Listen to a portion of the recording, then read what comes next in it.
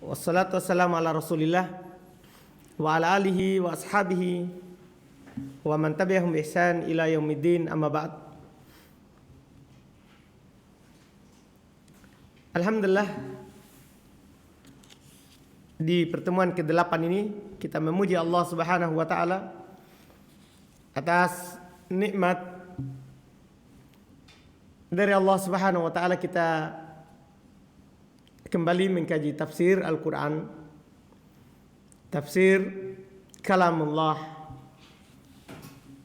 yang merupakan ucapan Allah Subhanahu wa taala yang mulia, perkataan Allah Subhanahu wa taala yang maha agung, yang Allah Subhanahu wa taala sifati la raiba fih, tidak ada keraguan sama sekali di dalamnya, karena penuh dengan keyakinan. Semua yang diberitakan di dalamnya, apakah berupa perintah ataupun larangan serta akhbar, berita umat-umat terdahulu, semuanya benar, semuanya adalah berisi keyakinan. La ya'tihil batil min baini yadayhi, tidak pernah datang namanya kebatilan di sisi Al-Quran, di sisi Kalamullah.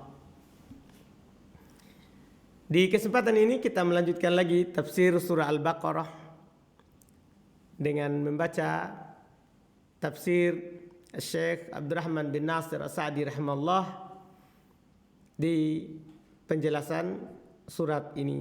Bismillah, kita lanjut. Bismillahirrahmanirrahim.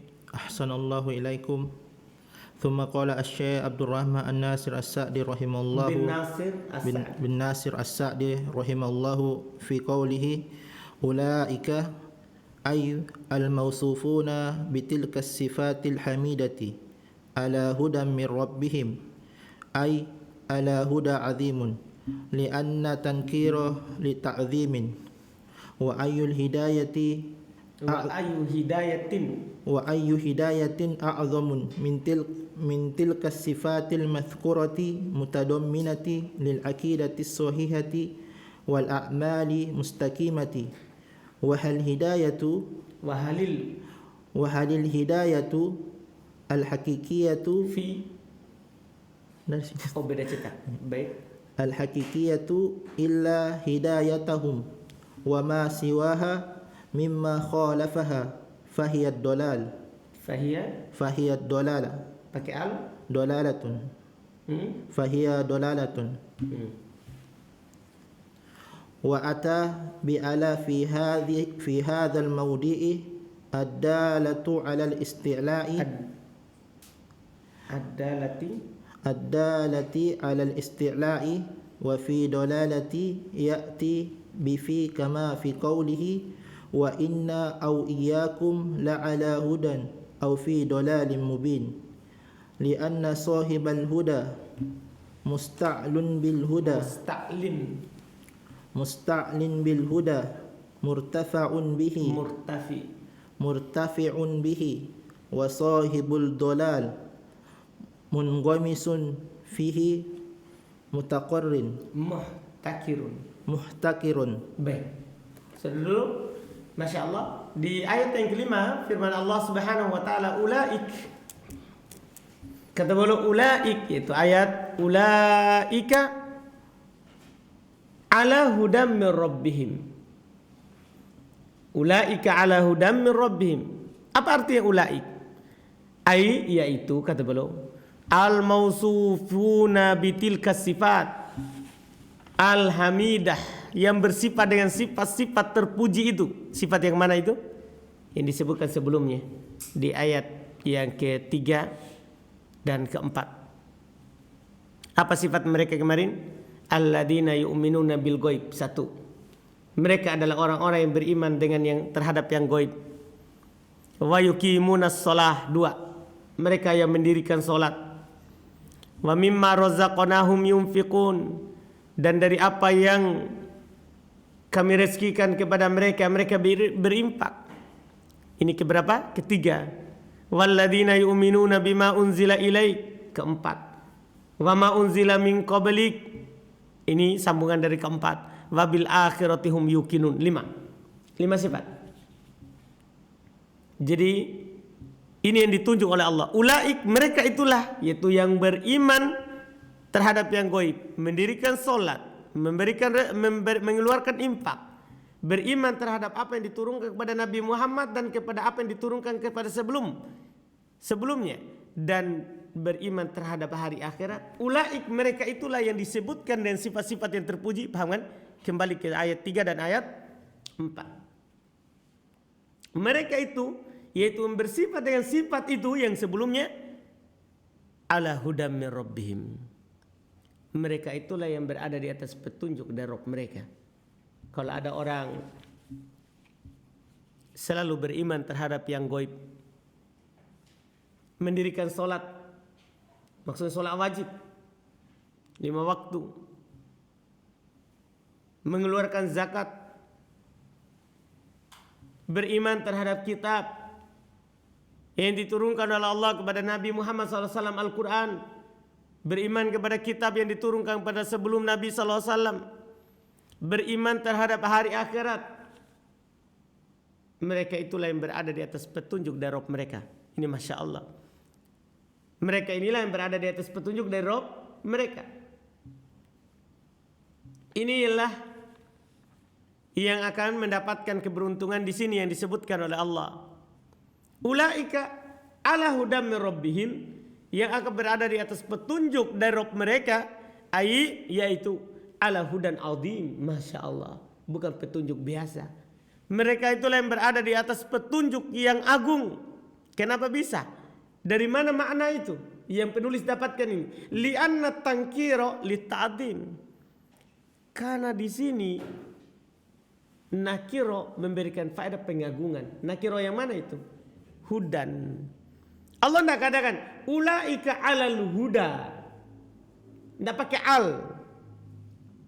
Allah tidak pakaikan al, tapi pakai apa? Tidak dibuat dalam bentuk apa? Nakiro.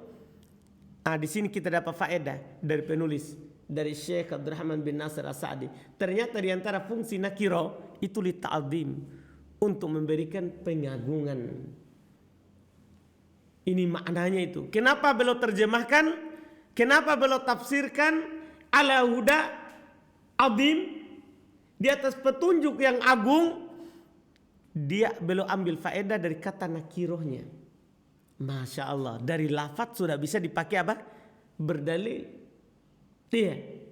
Ini namanya istimbat yang sangat agung, istimbat yang sangat mendalam dari penulis rahmatullah.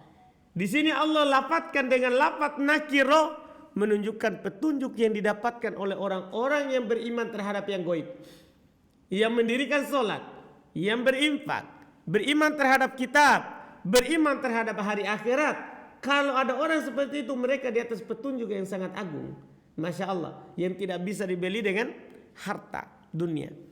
Makanya beliau lanjutkan, wa ayu hidayatin a'dham, dan hidayah apakah yang lebih agung, yang lebih mulia, mintil kasifatil madkurah, daripada sifat-sifat yang disebutkan itu. Mana sifatnya itu? 5 yang disebutkan sebelumnya.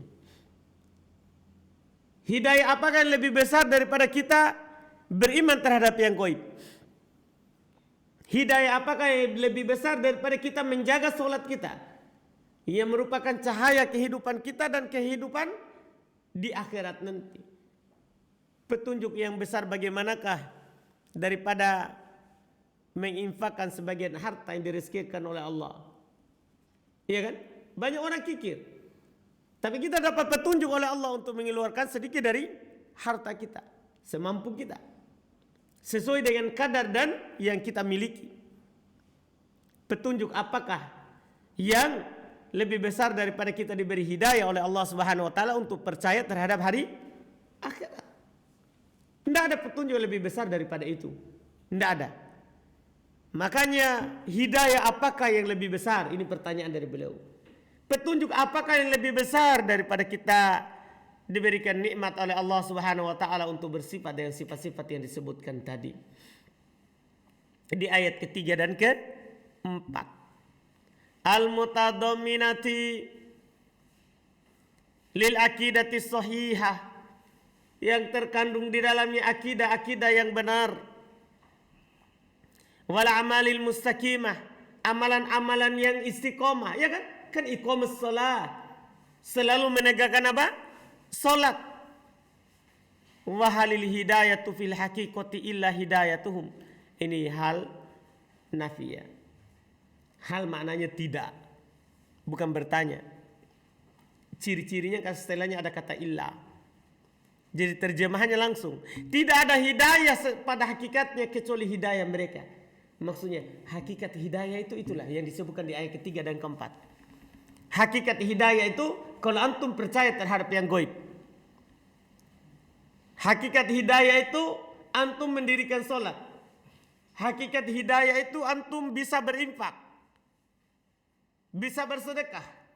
Hakikat daripada hidayah itu antum beriman terhadap kitab, menjadikan Al-Quran sebagai pedoman hidup.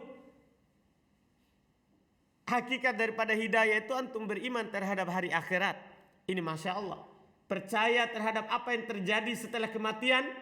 Itulah hidayah. Itulah hakikat apa? Hidayah. Masya Allah. Makanya belum bilang tidak ada hidayah pada hakikatnya kecuali beriman, kecuali berada di atas hidayah mereka disebutkan itu.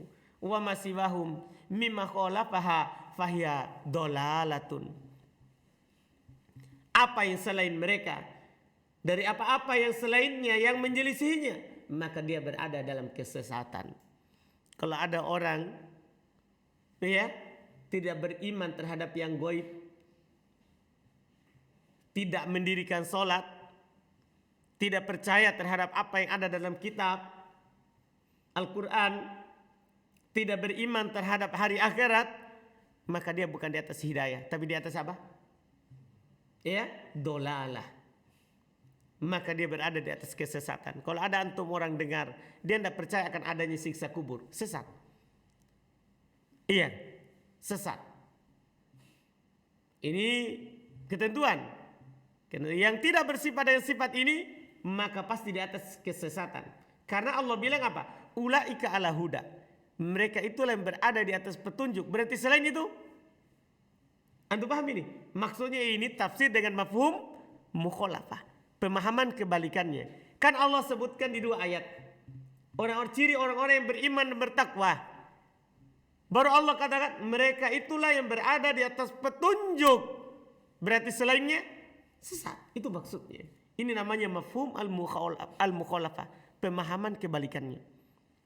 Pemahaman kebalikannya yang tersirat di dalam ayat ini. Di dalam ayat ini. Ini Masya Allah. Wa ata bi'ala. Tidak berhenti dari situ faedah yang beliau kasih kita. Wa ata bi'ala. Dan Allah datangkan setelahnya kata ala. Lihat. Datangkan sebelumnya. Ulaika ala. Pakai kata ala. Padahal kan tadi kan hudan itu sudah nakirah li ta'zim. Menunjukkan besarnya itu hidayah. Besarnya itu hidayah Allah kepada kita. Kalau kita mampu melakukan semua itu. Tapi di sini Allah pakaikan huruf ala fi hadzal maudhi'i, dalam tempat ini. Tadi ad-dalatu ya. Berarti yang menunjukkan dia naat untuk jumlah sebelumnya. Wa ata bi ala. Yang menunjukkan bukan naatnya al-maudhi'. Wa ata bi ala. Di tempat ini, di posisi ini adalah alal isti'la, yang menunjukkan atas tingginya. Mereka itu berada di atas ketinggian petunjuk. Jadi sudah petunjuk yang agung, mereka juga berada di atas apa? Ketinggian. Jadi orang-orang yang bersifat dengan ayat yang ketiga dan keempat, mereka itu yang berada di atas ketinggian. Ya kan, memang Allah mengangkat derajat orang-orang yang beriman, ya kan? Allah Subhanahu wa taala berfirman, yarfa'illahu alladziina aamanu minkum. Ya kan? Allah mengangkat orang-orang yang beriman di antara kalian. Orang beriman itu pasti tinggi. Semiskin apapun antum, sesusah apapun antum di kehidupan dunia ini, ketahuilah selama kita beriman kepada Allah Subhanahu wa taala, kita berada di atas apa? Ketinggian. Ini Masya Allah. Ini harus kita pahami dalam kehidupan dunia ini, supaya kita tidak bersedih terhadap apa yang luput bagi kita, apa yang lewat bagi kita, dan apa yang kita tidak dapatkan dari perkara dunia. Kita berada di atas petunjuk, itu kita berada di atas ketinggian. Iya. Wa fid dhalalati ya'ti bi fi. Sementara dalam kesesatan Allah Subhanahu wa taala pakaikan kata fi, huruf fi. Kama fi qoulihi, sebagaimana dalam firman-Nya, wa inna au iyyakum la'ala huda, pakai ala, au fi dhalalim mubin. Sungguh kami atau kalian yang berada di atas petunjuk atau dalam kesesatan yang nyata. Coba lihat bedanya. Kalau petunjuk pakai ala, menunjukkan orang yang berada di atas petunjuk itu tinggi. Sementara yang sesat pakai huruf apa? Fi. Untuk menunjukkan apa? Rendahnya orang sesat. Rendahnya orang sesat. Anda paham kan? Iya. Makanya para ulama menyebutkan bahwa surga itu darajat. Darajat itu tingkat ke atas. Sementara neraka itu darokat. Darokat itu tingkat tapi ke bawah. Anda paham ini? Kenapa? Karena surga kemuliaan. Sementara neraka apa? Kehinaan. Antum bisa paham ini? Ini yang disebutkan. Masya Allah. Iya. Itu yang disebutkan. Jadi pakai kata ala kalau petunjuk, sementara kesesatan pakai kata fi. Kenapa kata beliau li'anna sahibal huda musta'lin, asalnya musta'liyun. Ia dihilangkan ya-nya. Karena orang yang mendapat petunjuk itu tinggi bil huda dengan petunjuk yang dia dapatkan itu. Ketika antum dapat hidayah dari Allah, itu masya Allah, berbahagialah. Jangan pernah lepas dari petunjuk itu karena kamu tinggi dengannya. Murtafi'un bih, terangkat dengannya. Orang yang di atas petunjuk Allah, orang yang mendapatkan hidayah fit thoriq. Kan ada hidayah ila thoriq, hidayah kepada Islam, dan ada hidayah fit thoriq, istiqomah di atas amal, istiqomah di atas ilmu. Itu antum tinggi dengannya. Wa sahibud dolali mungomisun fihi muhtakirun. Sementara pelaku dari kesesatan itu tertanam di dalam kesesatan dan hina di dalam kesesatan. Tidak pernah ada cerita orang sesat dimuliakan. Paling kalau ada dimuliakan itu hanya sekedar mujamalah. Kadang hanya bermanis muka dari sebagian orang. Kalau dia dimuliakan. Karena orang yang sesat itu dihinakan oleh Allah Subhanahu wa ta'ala. Ini Masya Allah. Lanjut. Wa ulaika humul muflihun wal falahu wal fawzu bil matlubi wan najatu minal marhubi hasara al falaha fihim li'annahu la sabila ila al falahi illa bisuluki sabilihim wa ma ada tilkas sabili fahiya subulus syaqai Wa ma ada tilkas sabili. Perhatikan kata ada di awal oleh ma. Ketika ada di awal oleh ma, setelahnya wajib dinasab. Ya kan? Kan kola ada dan hasya. Ya kan? Boleh dijer setelahnya dan boleh di nasab. Tapi syaratnya tidak ada ma. Tapi ketika ada ma, wajib dinasab. Anda bisa pahami kan? Itu pembahasan alat istitsna ini. Baca berarti, coba. Wa ma ada tilkas sabili. Tilkas sabila. Iya, kayaknya sudah melekit kasronya ya. Iya. Wa ma ada tilka Sabila. sebagai Ustaz. badan Badan dari tilka. Maksudnya tilkanya itu yang dinasab. Iya. Baca. Fahiyas subulus syaqai wal halaki wal khasari allati tufdi bisalikiha ilal halaki. Lanjut. Masih? Sudah? Sebut? Sudah di sini, Ustaz. Sudah di sini. Oh, anak sudah masih masuk ada? ayat baru, Ustaz. Sudah masuk ayat baru. Oh, ana. Walihada lamma dzakara sifatul mu'minin itu ada? Ada, Ustaz. Tapi di bawahnya. Iya. Di ayat yang baru. Iya, Ustaz. Berarti antum enggak mau ya? Bisa, Ustaz. Tidak apa-apa, sudah sampai situ. Karena antum sudah bilang ayat yang baru. Baik, sampai situ, Masya Allah.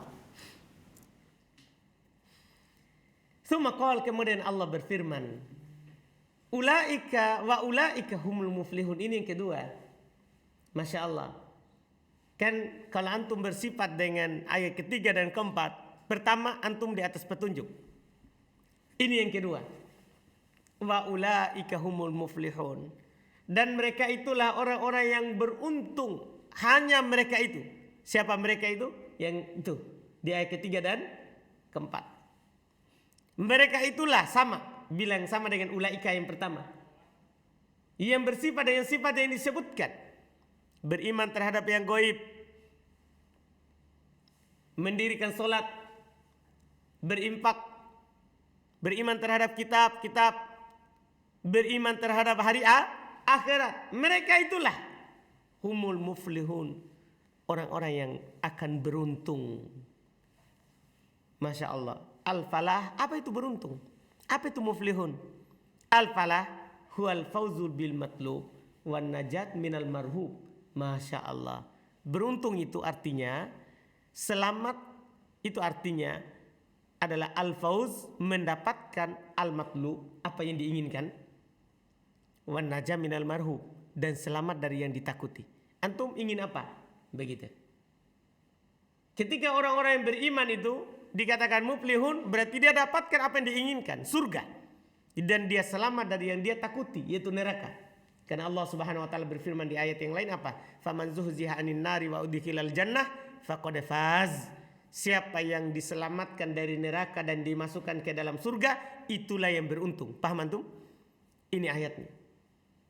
Iya. Jadi namanya beruntung itu mendapatkan apa yang antum mau, surga, dan selamat dari apa yang antum takuti, neraka. Neraka. Iya. Kemudian kata beliau, hasarul falaha fihim, Allah batasi keberuntungan pada mereka. Di mana kata batasinya? Itu pertanyaan kita. Kenapa beliau bilang Allah batasi keberuntungan itu terhadap mereka? Dari mana? Itu kata hum. Ulaika humul muflihun. Kata hum itu namanya dhamir fasal, menunjukkan makna pembatasan. Hanya mereka yang beruntung. Anda paham ini? Hanya mereka yang beruntung. Allah batasi keberuntungan terhadap mereka. Kenapa? Li'annahu la sabila ilal falah illa bisuluki sabilihim. Antum perhatikan ini maknanya. Karena tidak ada jalan kepada kebahagiaan kecuali dengan menempuh jalan mereka. Antum kalau mau bahagia harus beriman terhadap al-ghaib. Menegakkan salat, mengeluarkan zakat, beriman terhadap kitab, beriman terhadap hari akhirat. Tidak ada kebahagiaan, tidak ada keberuntungan antum mau bagaimanapun kecuali dengan menempuh jalan mereka. Dengan menempuh jalan mereka yang beriman dan beramal, itulah akan membuat kita bahagia. Itu akan membuat kita bahagia, beruntung ketika menghadap kepada Allah Subhanahu wa taala. Wa ma adatil kasabil, dan apa yang selain jalan itu, selain beriman kepada yang disebutkan di ayat ketiga dan keempat, fahiya subulus syaqa, itulah jalan kesengsaraan. Tidak ada kebahagiaan bagi orang yang tidak percaya terhadap yang gaib, tidak mendirikan solat, tidak mengeluarkan zakat, tidak berinfak, tidak beriman terhadap kitab, tidak percaya terhadap hari akhirat.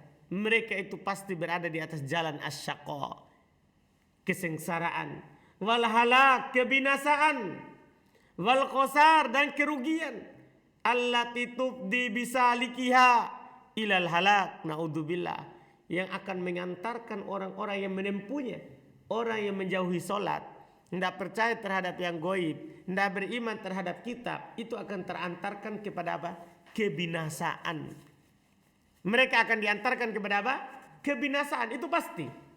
Oleh karena itu Allah Subhanahu wa taala sebutkan sifat-sifat mereka di ayat berikutnya. Setelahnya Allah akan sebutkan orang kafir dan munafik. Kan 3 golongan di surah Al-Baqarah itu di awal-awalnya menjelaskan 3 golongan. 3 golongan, mukmin yang berada di petunjuk, kafir dan munafik. Kafir dan munafik. Dan yang paling panjang dijelaskan adalah al-munafik. Karena itu samar. Karena itu samar bagi sebagian orang. Baik, alhamdulillah kita cukupkan sampai situ karena Ridwan bilang setelahnya itu adalah untuk ayat setelahnya. Jadi kita akhirkan tidak apa-apa. Iya. Insyaallah taala kita lanjutkan besok. Mudah-mudahan apa yang kita baca di hari ini bermanfaat untuk kita dan untuk para pendengar yang mendengarkan ya kajian kita ini. Subhanakallahumma bihamdik asyhadu an la ilaha illa anta astaghfiruka wa atubu ilaik. Assalamualaikum warahmatullahi wabarakatuh.